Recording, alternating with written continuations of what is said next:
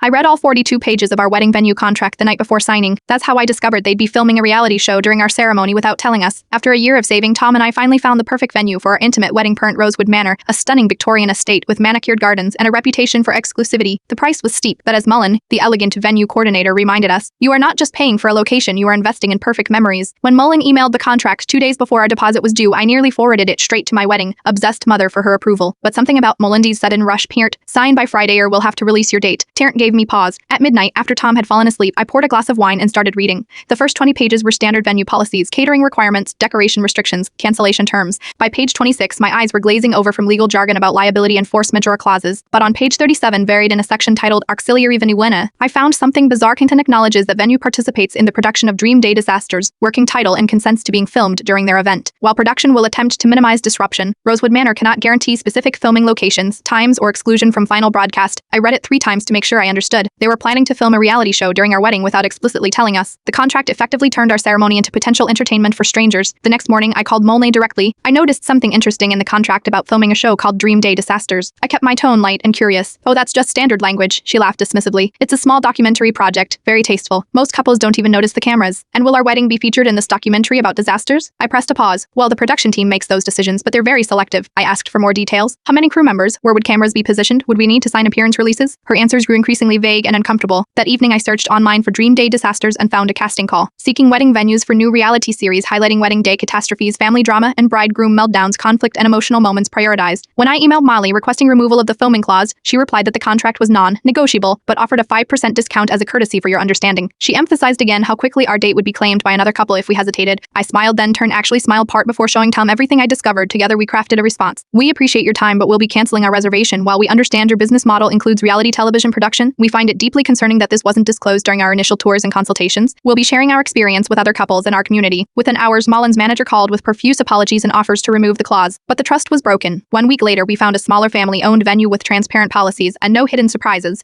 Today, I received a text from my former coworker whose cousin got married at Rosewood Manor last month. Preferently, their ceremony was interrupted 3 times by producers requesting certain guests to react more emotionally for camera angles. The bride discovered during her first dance that her new mother-in-law had been mic'd without her knowledge to capture family drama. Some people bury crucial information in mountains of paperwork, hoping exhaustion will lead to overlooked details. Others recognize that the most important moments of our lives deserve protection from those who would commodify them for entertainment. I know which approach builds genuine memories worth investing in.